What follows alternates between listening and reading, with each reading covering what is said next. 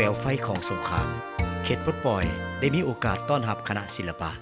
คณะกายศิลป์จากประเทศเพื่อนมิตรสังคมนิยมได้มาแสดงสร้างบรรยากาศเบิกบานมวลซื่นให้ประชาชนบรรดาเผ่าอยู่เขตปลดปล่อยได้เบิ่งได้ชมเพื่อเป็นการประกอบส่วนสุกยู่ขบวนการปฏิวัติของลาวหลังจากได้เบิ่งได้ชมแล้วก็ปรากฏว่าศิลปะกายศิลป์ได้กลายเป็นศิลปะยอดนิยมของผู้คนทั่วไปย้อนว่ามันได้แสดงออกถึงความเข้มแข็งความอ่อนช้อยหน้าเงึดง่ออัศจรรย์มีทั้งตลกสวนหัวเฮ็ดให้ผู้ชมมีความประทับใจเป็นอย่างยิ่งมื้อหนึ่งของปี 1965 ท่านไกรสอนพรหมวิหารอดีตเลขาธิการใหญ่พรรคประชาชนปฏิวัติลาวได้ตั้งปัญหาถามคณะรับผิดชอบเวียกงานโฆษณาอบรมและวัฒนธรรมศูนย์กลางพรรคหรือคอวในเวลานั้นท่านได้ตั้งปัญหาถามว่าการก่อตั้งกายศิลป์แบบเพื่อนมิตรมาแสดงที่พวกเขาได้สมผ่านมานั้นยากบ่และอยู่บ้านเฮาก็สามารถสร้างตั้งขึ้นได้บ่ในเมื่อท่านผู้นำเกิดมีความสนใจขึ้นแนวนั้นท่านศรีสนะศรีสารและท่านสนันสุทธิจักรผู้ที่รับผิดชอบเวียกงานคอวก็เฝ้าฮีบฮ้อนคุณเขียวขอการช่วยเหลือจากภาครัฐบาลสาธารณรัฐสังคมนิยมเวียดนามเพื่อช่วยสร้างและฝึกอบรมวิชาการกายศิลป์ให้แก่ฝ่ายลาวจากการเสนอของฝ่ายลาวบ่ดลปานใดทางกระทรวงวัฒนธรรมของเวียดนามก็ได้ส่งเชี่ยวชาญเพศชาย1ท่านจากกองกายศิลป์เวียดนามผู้ที่มีร่างกายใหญ่สูงและแข็งแรงที่มีชื่อว่าท่านเหงือนวันจาอายุ29ปีมาเขตปลดปล่อยแขวงหัวพันจุดประสงค์ก็เพื่อมาเฮ็ดเวียกร่วมกับคณะโฆษณาอบรมและวัฒนธรรมหรือคอวเพื่อวางแผนและคัดเลือกเอานักเรียนที่มีพรสวรรค์ด้านการแสดงกายศิลป์จำนวน12คนเพศหญิงอายุแต่8-12ปีเพศชายอายุแต่15-25ปีในนั้นมีเพศหญิงจำนวน5คนเพื่อฝึกแอบหำเฮียนอยู่เขตปลดปล่อยแบบเร่งรัดตามเงื่อนไขและแทดเหมาะกับสภาพความเป็นจริงในระยะนั้นค้าชื่อสะสมแพงอัมพวงศ์ได้ไปอยู่สำเนือแต่ปี 1966เดี๋ยวเวียดนามเชื้อชาติเป็นได้มาขัดเลือกออกผู้ค้าอยู่ผู้แค่แต่หมายไกลสิงรุ่นทำมิตรเดี๋ยวให้ผู้ค้าไปเป็นภาษาแปรเพื่อเก็บเอานักเรียนรุ่นทำมิตรคงไกลสิงแนวเราหักศาสตร์เพื่อไปเลือกเอานักเรียนรุ่นในแต่ละแขวงแต่ละเมืองรุ่นในทั่วประเทศแบบว่าเป็นนักแสดงรุ่นทำนี้ย้อนความตัดสินใจสูงมีความอดทนพยายามมีความกล้าหาญบุกบืนของอาจารย์และนักเรียนผ่านการฝึกแอบทำเรียนเพียงแต่10 เดือนเท่านั้นก็สามารถสร้างรายการแสดงได้ถึง10 รายการถึงแม้ว่าจังหวะและเทคนิคการแสดงยังบ่ทันสูงแต่ก็สามารถออกเคลื่อนไหวแสดงรับใช้สังคมได้โดยได้นำเอารายการที่ได้ฝึกแอบมานั้นมาแสดงรับใช้กองประชุมใหญ่ของการนำขั้นสูงสุดอยู่ในถ้ำแห่งหนึ่งที่เมืองเวียงไสแขวงหัวพันเป็นข้างปฐมฤกษ์ของคณะกายศิลป์ลาวผ่านการแสดงแต่ละรายการบรรดาผู้แทนกองประชุมก็ได้ตบมือชมเชยมีหลายท่านจนตกตะลึงและมีความตื่นตันใจที่สุดเมื่อได้เห็นลีลาการแสดงที่เป็นน่าประทับใจและแปลกประหลาดภายหลังสิ้นสุดการแสดงรับใช้ผลสำเร็จของกองประชุมแล้วบรรดาผู้แทนก็ได้ขึ้นมาจับมือกับนักแสดงมีบางท่านทั้งจับมือกับนักแสดงทั้งมีน้ำตาซึมออกมาพอเห็นลวดลายลีลาการแสดงแปลกประหลาดและทั้งกล่าวว่าบ่นึกบ่ฝันว่าคนลาวจะมีความสามารถสูงถึงขนาดนี้เจ้าเขามาอยู่กันสิ้นก็นับแต่ปี 1966อ๋อเพื่อนแม่นว่าตั้งแต่พุ่นแล้วเดือนวันที่9เดือน3ปี66แต่อายุ10 ปี11 ปีมาอยู่สังกัดกันสิ้นนี่เลยก็นั่นก็แม่นพบไปเอารับผิดชอบเอาก็แม่นไอ้สมแพงเนาะไปเอาแล้วก็ให้พูดจาให้ผู้นี้มันจาแต่ว่าเพิ่นว่าเวียดนามเนาะคัดเลือกตัวเองหลังจากเพิ่นเลือกคัดเลือกอันเขากันสิ้นแล้วเพิ่นก็ บ่งตัวให้เป็นอันเขาวิชาเฉพาะแอนเดียวอันแอนออนแอนออนประเภทตัวแอนออนนี่แหละเนาะแล้วก็มาเคลื่อนไหวแล้วก็แสดงรายการหั่นละนับแต่นั้นมาจนฮอตนั่นนี่นะแล้วก็แม่นแสดงจบไปแสดงที่เชียงขอแล้วก็แสดงอยู่ในตัวประเทศนี่แหละที่ว่าก องกายศิลป์ได้รับการสร้างตั้งขึ้นอย่างเป็นทางการในวันที่20มิถุนายนปี1966ที่ภูแคมีสำนักงานตั้งอยู่ป่าเลิกยอดห้วยงวมที่บ้านเมืองปัวเมืองเวียงไสแขวงหัวพันสงครามยิงทำลายอย่างดุเดือดของศัตรูอยู่บนดินแดนเขตปลดปล่อยภายใต้การนำพาของพรรคประชาชนปฏิวัติลาวได้เต่าโฮมความสามัคคีประชาชนลาวบรรดาเผ่าพร้อมกันลุกขึ้นต่อสู้กับศัตรูผู้หารอย่างพิละอาจหาญและสามารถรักษาเขตปลดปล่อยไว้ได้อย่างมั่นคงเริ่มแต่ปี1966เป็นต้นมาหน่วยกายศิลป์ศูนย์กลางในล้อหักศาสตร์ได้ออกเคลื่อนไหวแสดงขับไส้อยู่ทุกแห่งทุกหนในเขตปลดปล่อยโดยได้นำไส้อุปกรณ์การแสดงแบบกระทัดรัดเบาบาง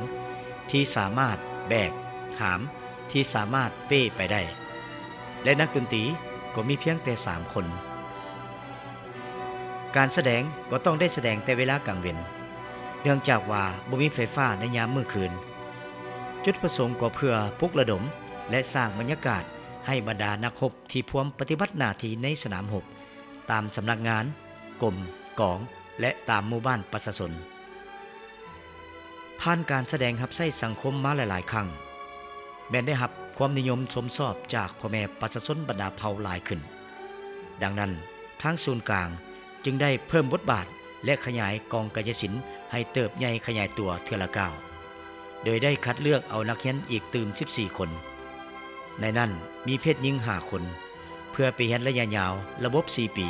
ที่สาธารณรัฐสังคมนิยมเวียดนามในระยะรับใช้การปฏิวัติศาสตร์ประชาธิปไตยนี้กองกายศิลป์ได้เฮ็ดหน้าที่ปลุกระดมคนขวยให้ประชาชนทราบซึ้งต่อแนวทางนโยบายของพรรคตีถอยความเชื่อถืองมงวย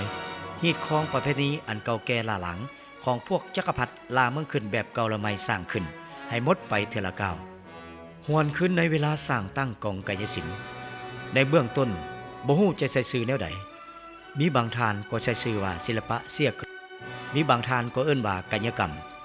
โดยยึดเอาทรัพย์ของสากลมาปนใส่จนมาถึงปี1970ท่านภูมิวงศ์วิจิตรเพิ่นได้ค้นคว้าและตกลงตั้งชื่อว่ากายศิลป์แล้วเพิ่นยังได้อธิบายตื่มว่าคำว่ากายะแม่นการใช้ด้วยกำลังกายการออกแหงสติปัญญาความกล้าหาญเข้มแข็งด้วยกายคำว่าศิลป์แม่นการแสดงออกด้วยศิลปะลีลาท่าทีการนุ่งถือที่มีลวดลายสีสันประกอบเข้าในการแสดงที่ออกมาเป็นศิลปะจากนั้นจึงมีชื่อว่ากายศิลป์และได้ตั้งชื่อเป็นทางการมีชื่อว่ากองกายศิลป์ศูนย์กลางแนวราวหักศาสตร์ในวันที่21กุมภาพันธ์ปี1973ได้เซ็นสัญญาเอา2ตัวเมืองคือเมืองหลวงพระบางและนครเวียงจันทน์เป็นกลางเพื่อเป็นการปลุกระดมคนขวยและสร้างบรรยากาศแห่งความถูกต้องปรองดองศาสตร์ดังนั้นทางศูนย์กลางก็ได้ให้กองกายศิลป์สมทบกับกองศิลปากรเข้ามาแสดงอยู่2ตัวเมือง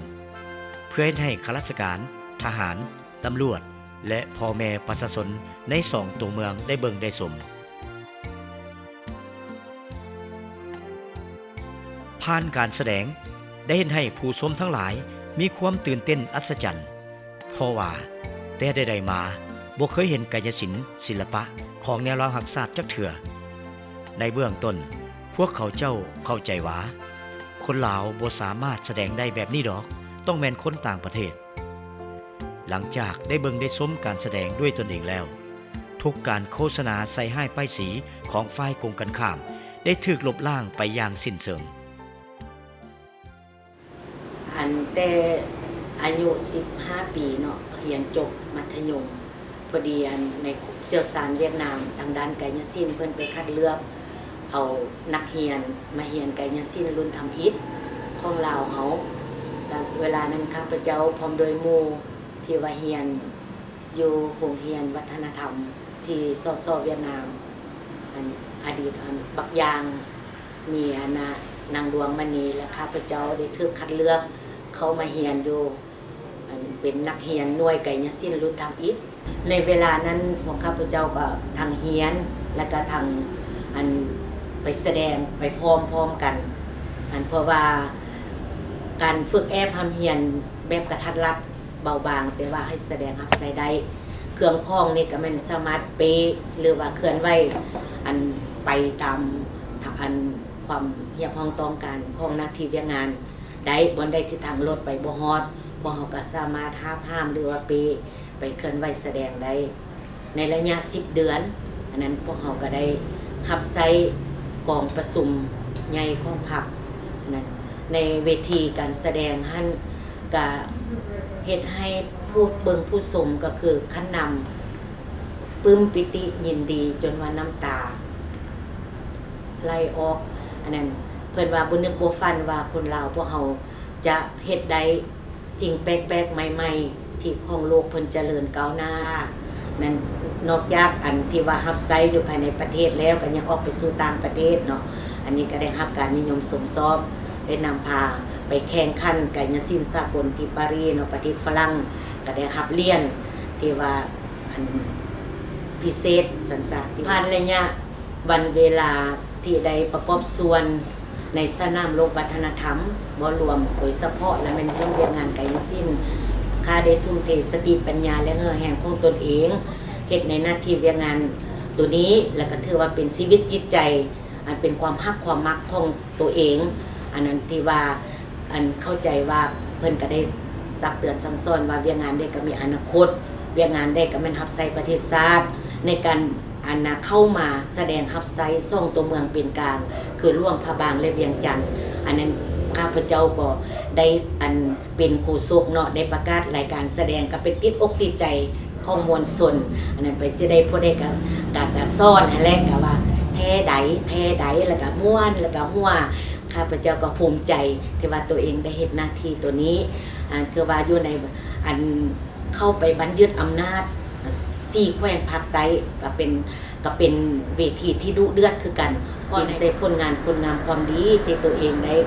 สร้างมาเนาะใน47ปีที่ว่าได้ร่วมสุขร่วมทุกข์ในหน้าที่เวียกงานอันศิลปะการแสดงอันก็ได้ข้าพเจ้าก็ภูมิใจและก็จนอันสะอื้นตื่นตันใจที่บอกบ่ถึกที่ว่าภาครัฐเพิ่นได้มอบนามยศเป็นศิลปินแห่งชาติผู้หนึงที่อยู่ในกับบรรดาเพื่อนสหายหลายๆทานที่ได้รับนามยศนำกันนั้น ตกมาฮอดระยะใหม่นี้กองกายศิลป์แห่งชาติได้เพิ่มทวีก่อสร้างบุคลากรผู้หนุ่มน้อยอยู่ภายในและต่างประเทศหลายพอสมควรได้คิดค้นประดิษฐ์สร้างรายการแสดงใหม่ๆได้เคลื่อนไหวแสดงรับใช้ในงานสำคัญต่างๆของภาครัฐและประชาชนลาวบรรดาเผ่าอย่างต่อเนื่องตามหน้าที่และภาระบทบาทของตนตามแนวทางนโยบายของภาครัฐภายใต้การชี้นำพาพร้อมทั้งได้รับการเอาใจใส่อย่างใกล้ชิดติดแทนของกระทรวงแถลงข่าววัฒนธรรมและท่องเที่ยวพิเศษได้มีการประกอบส่วนแสดงขับไส้งานสำคัญต่างๆของภาครัฐก็คือของศาสตร์ได้หลายครั้ง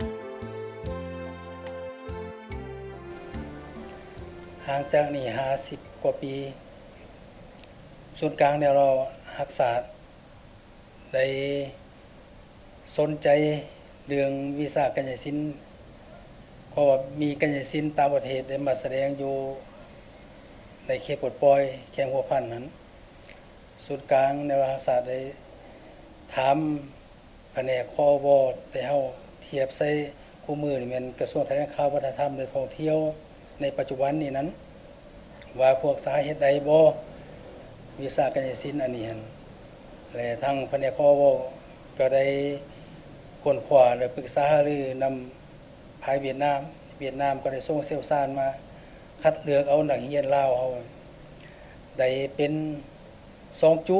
เนาะจุที่1แล้วแม่นว่าฝึกซ้อมอยู่ลาวหน่อยจำนวน12คนจุที่2ได้ส่งไปเรียนอยู่เวียดนามจำนวน14คนหั่น1974ก็ได้มาแสดงปลุกระดมระยะบันยึดอำนาจ อยู่2แขวงคือนครหลวงกับหลวงพระบางนี่นั้นกายศิลป์ก็มีส่วนร่วมเนาะหลังจากหันมาและ1976และกองกายศิลป์ศูนย์กลางก็ได้ย้ายจากเมืองเวียงไส้มาอยู่นครหลวงเวียงจันทน์ถัดจากนั้นมาหลังจากหันมาก็ได้ไปอดีตสหภาพโซเวียตเก่าเนาะรัสเซียปัจจุบันนี้นั้นก็ได้มีการช่วยเหลือและเอานักแสดงกายศิลป์แต่เฮานี่ไปฝึกอบรมระยะสั้นอยู่โซเวียตหั่นรัสเซียในปัจจุบันนี่นั้นเนาะหลังจากหันมามองโกลีก็ได้มีการช่วยเหลือก็ได้ส่งนักเรียนกายศิลป์แต่เฮานี่ไปฝึกอบรมเป็นนักแสดงอยู่มองโกลีได้สุดหนึ่งรัสเซียก็ได้ช่วยเหลือสุดหนึ่งเวียดนามนี่ฮั่นในอดีตถึงปัจจุบันนี่เพิ่นได้ช่วยเหลือแต่เฮาตลอดมาจนเพิ่นสร้างได้นักเรียนลาวเฮานี่ได้6สุดและในฮั่นแต่เฮาก็ได้สร้างอยู่กับพีกับลาวเฮานี่จำนวนหนึ่งกายศิลป์ก็ได้มีส่วนร่วมได้ไปแสดงและแข่งกันกายศิลป์นานาศาสตร์อยู่ประเทศฝรั่งและเวียดนามและแข่งกายศิลป์นุ่ม3ศาสตร์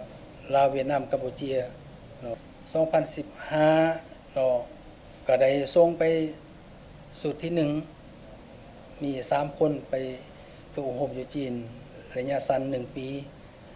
2016ก็ไปอีกจุดที่2 13คนก็ได้จบกลับมาและ2017นี่เท่าก็ได้ส่งไปอีก13คนอีกแม่นขึ้นสวยเรือหลาของภายสป.จีนและเวียดนามนี่กำลังจะส่งไปอีกหั่นจำนวน15คนปี2017เนี่ยจากผลงานดังกล่าวหั่นแต่เฮายังจะสืบต่อปรับปรุงทางด้านบุคลากรเป็นตนเป็นนักแสดงแต่เฮานี่นั้นนับแต่มือสร้างตามกองกายศิลป์ขึ้นมาเนาะแต่เฮาก็ได้แสดงรับใส่หน้าที่การเมืองทางภายในและต่างประเทศเนาะทางพรรคในรัฐบาลทางสากล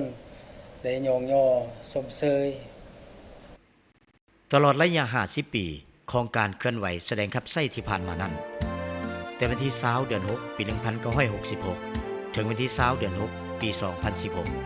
2016กองกายศิลป์ได้รับการย่องย่อจากขันเทิงในระดับต่างๆเช่นได้รับเหรียญไซเหรียญกาและใบย่องย่อขันต่างๆเป็นจำนวนหลายสมควร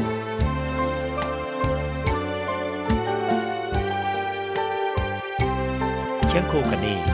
กองกายศิลป์แห่งชาติยังจะสืบต่อพัฒนาทางด้านวิชาเฉพาะให้หลายขึ้นคิดค้นและประดิษฐ์สร้างรายการใหม่ๆให้มีความหลากหลาย